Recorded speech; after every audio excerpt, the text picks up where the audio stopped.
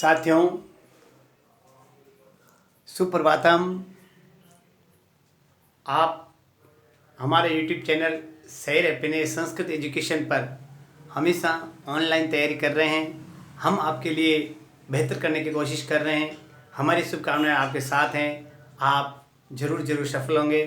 हम परमपिता परमेश्वर से करबद्ध प्रार्थना करते हैं कि आप जिस भी लक्ष्य को पाना चाहते हैं, जो आपका लक्ष्य है, उसमें आपको 100% सफलता मिलेगी। तो साथियों, मैं आपको बता रहा हूँ, आज का हमारा जो टॉपिक है, आपके कक्षा 3 से लेकर के आपके जो हर तरह के कॉम्पिटिटिव एग्जाम है उनसे रिलेटेड ये टॉपिक है। आज हम हिंदी व्याकरण का टॉपिक ले रहे हैं, पर्यायवाची शब्द। पर्यायवाची शब्द से रिलेटेड एक वीडियोस हमने पहले अपलोड कर दिया है कि पर्यायवाची शब्द क्या है, पर्यायवाची शब्द की परिभाषा क्या है, किस प्रकार पर्यायवाची बनाए जाते हैं। आज मैं इस वीडियो में आपको बताना चाहता हूं कि प्रश्न किस प्रकार पूछे जाते हैं। पहले प्रश्न का ट्रेंड अलग था और अब प्रश्न का ट्रेंड अलग है। पहले सीधा पूछा जाता था, जैसे देखो कि पहले वाले प्रश्न कैसे पूछे जाते हैं। इंद्र का पर्यायवाची शब्द है, पहले इसे पूछा जाता था। इंद्र का पर्यायवाची शब्द है अ, ब, स और द। अब यहां लिख दिया शिव, ईश्वर। अब देखो आगे बताना चाहता हूं, इसके लिए आपको जैसे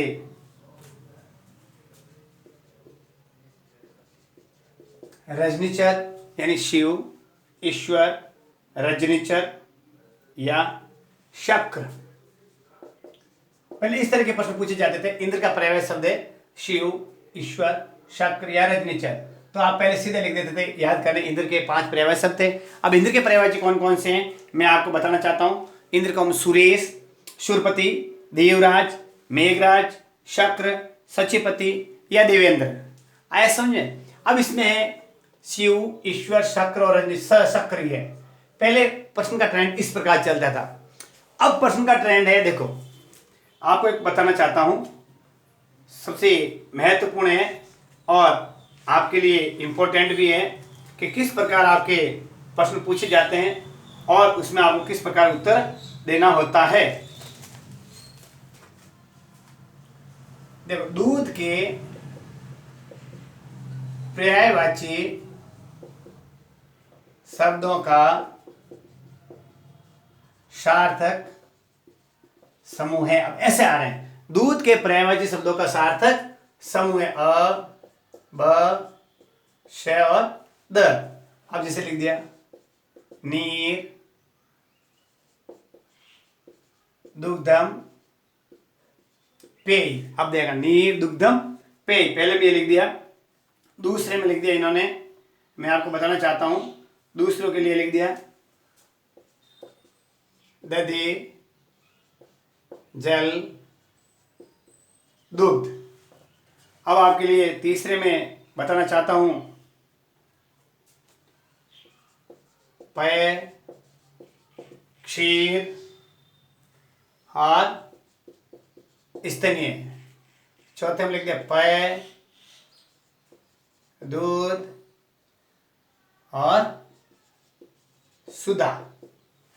अब आप देखिए, जब तक आपको दूध से रिलेटेड सभी पर्यायवाची शब्द याद नहीं हो जाते हैं, आप इस प्रकार के प्रश्न को हल नहीं कर सकते। देखो पहले देखो, नीर, दुग्धम और पेय। तो नीर किसको कहते हैं? जल को। तो ये पहला तो गलत। दधि, जलम, दुग्धम, दधि किसको कहते हैं? दही, जलम, पानी, ये भी गलत। अब देखो पेय, क्षीर और स्तनीय। पेय, क्षीर और स्तनीय, तो अब क्या हो गया? पेय दूध होता है, क्षीर दूध होता है और स्तनीय दूध होता है, ये सही है।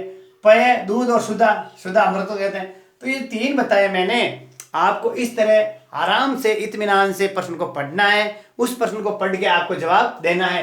तो पेय, क्षीर और स्तनीय जो ये है, ये स है, इसमें भी ये सही है। इस तरीके से आपके आजकल जो प्रश्न का ट्रेंड बदल गया है, वो इस प्रकार के प्रश्न पूछे जाते हैं कि सार्थक समूह कौन सा था? पेय, क्षीर और स्तनीय। इसके लिए आपको किंतु परंतु बट कुछ नहीं चाहिएगा, सीधा साधा है कि आप पूरे जो आपको पर्यायवाची शब्द मिलते हैं उनको आप पूरा इत्मीनान से याद कीजिए और याद करने के बाद ही आप इन तरह के प्रश्नों को हल कर सकते हैं। तो अब मैं आपको बताना चाहता हूं कि किस प्रकार जो महत्वपूर्ण आपके 2-4 और इस टॉपिक से रिलेटेड है पर्यायवाची शब्द, वो मैं आपको बताना चाहता हूं।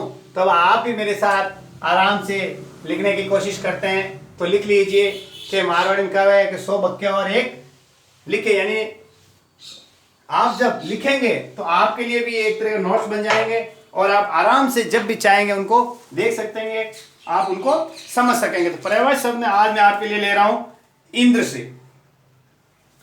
इंद्र के पर्यायवाची ये भी महत्वपूर्ण है। अधिकतर आपको कोई कोई एग्जाम में कभी कभी इंद्र के भी पूछे जाते। इंद्र को कहते हैं सुरेश, लिखो आप भी आराम, सुरेश, सुरपति। आप भी मेरे साथ साथ में बोल रहा हूं और आप उसको देख करके आप भी लिख सकते हो। सुरेश, सुरपति, देवराज, मेघराज। आप भी लिखिए शक्र,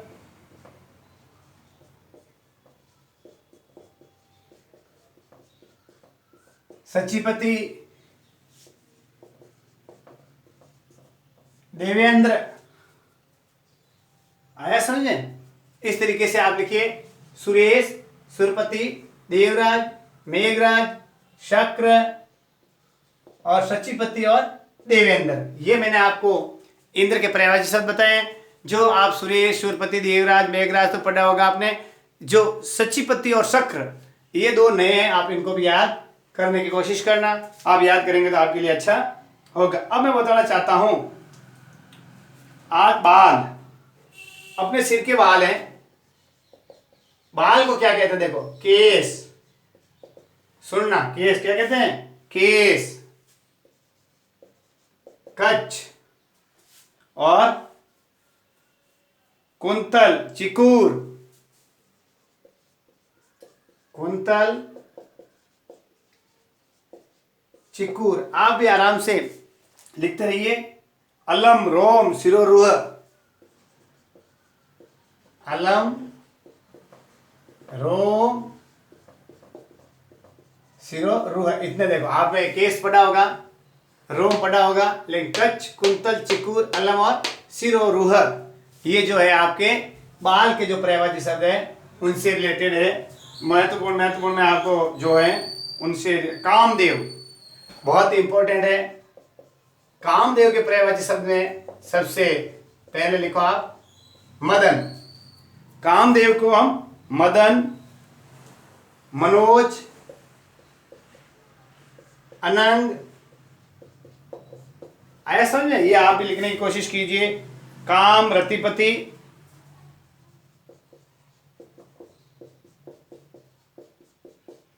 काम और रतिपति का मतलब है कि कामदेव की पत्नी का नाम क्या था? रति था, इसलिए जो रति का पति है वही कामदेव, रतिपति। और लिखो मनमंत और पुष्पधनवा, मनमंत, पुष्पधनवा। ये जो मैंने बताया है कामदेव के मदन, मनोज, अनंग, काम, रतिपति, मनमंत और पुष्पधनवा, ये जो कामदेव के पर्यायवाची शब्द है ये भी आपके बड़े बड़े एग्जाम में और आजकल जो छोटे मोटे एग्जाम है सभी में पूछे जाते हैं। जो आपके इम्पोर्टेंट है उनको मैं आपके लिए बताने की कोशिश कर रहा हूं कि आप इनको ज़्यादा से ज़्यादा कोशिश कीजिए। पक्षी,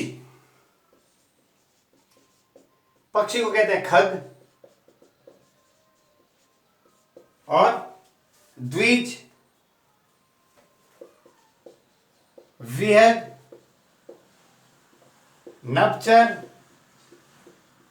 और अंडज। क्या कहते हैं? पक्षी को हम खग कहते हैं, द्विज कहते हैं, विहग कहते हैं, नभचर कहते हैं और अंडज कहते हैं। इसके बाद में पंखेरु, पखेरु या पंखेरु भी कहते हैं, पंखेरु भी है। और एक है क्या? शकुनी, यानी जो अपन को शकुन देता है, पक्षी को हम शकुनी भी कहते हैं। अब आपको आगे चलते हैं। गणेश को मैं बोल ही देता हूं। गणेश को, गणेश भगवान को गजानन, विनायक, लंबोदर, गणपति, एकदंत। अब आपके लिए आगे चलते चलते अब आपको बताना चाहता हूं कि महत्वपूर्ण है आपके लिए तालाब,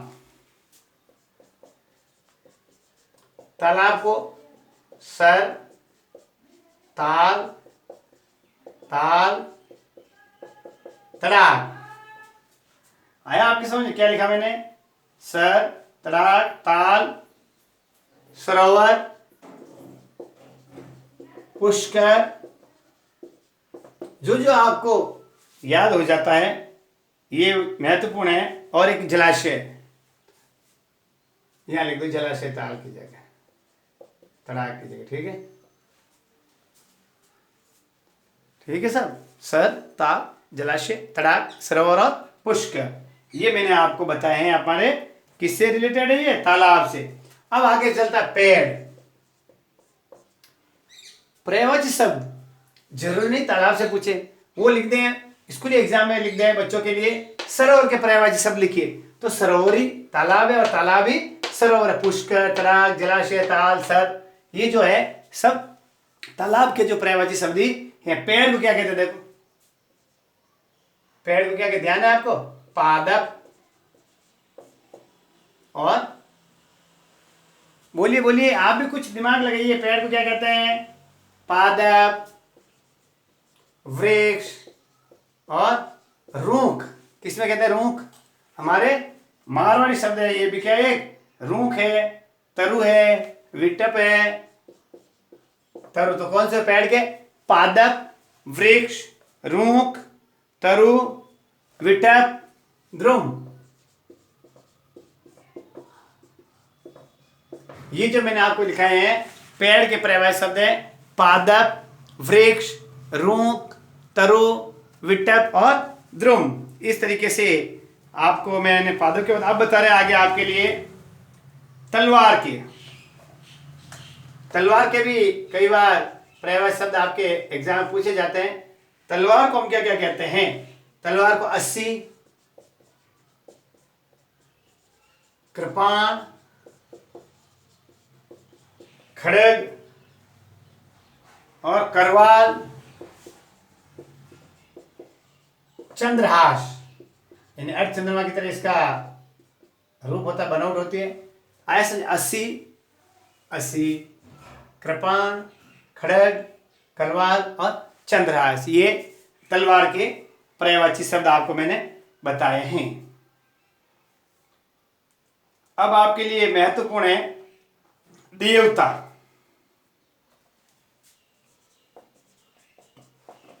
देवता के लिए सुर, देव। ऐसे देवता के पर्यायवाची शब्द कौन कौन से हैं? सुर, देव, अजर, अमर,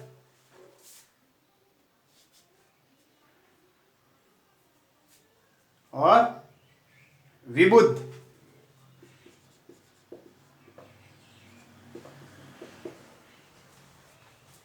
देवता, सुर, देव, अजर, अमर, विबुद्ध। अब आगे ले रहा है आपके लिए दूध। दूध को क्या क्या कहेंगे? दूध को संस्कृत भाषा में कहते हैं दुग्धम। दुग्धम भी लिख सकते हो, दुग्ध भी लिख सकते हो। दुग्धम, दूध, दुग्ध, पय, पय, क्षीर, दुग्ध, पय, क्षीर, दूध और गोरस और स्तन्य। ये मैंने आपको दूध के पर्यायवाची शब्द बताए, दुग्धम, पय, क्षीर, दुग्ध, गोरस और स्तन्य। ये महत्वपूर्ण जो आपके अधिकतर कोई एग्जाम में आएंगे उनके हिसाब से मैंने आपको बताने की कोशिश की। नदी, नदी के पर्यायवाची भी आपको अधिकतर एग्जाम में पूछे जाते हैं। तो नदी के लिए मैं आपको बताना चाहता हूं आपगा।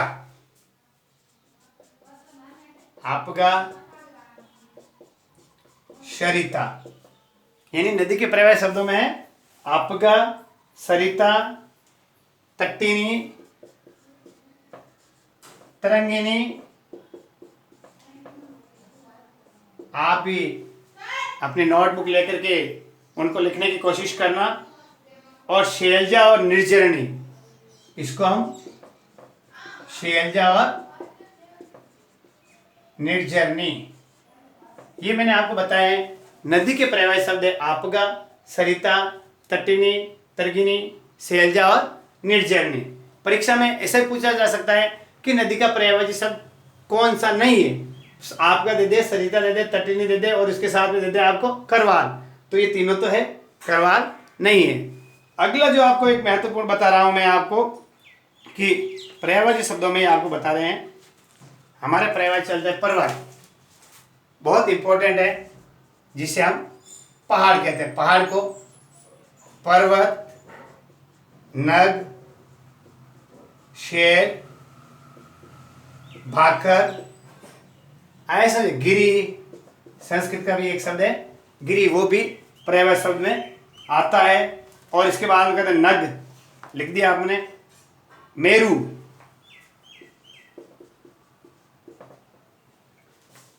मेरू के बाद में अचल,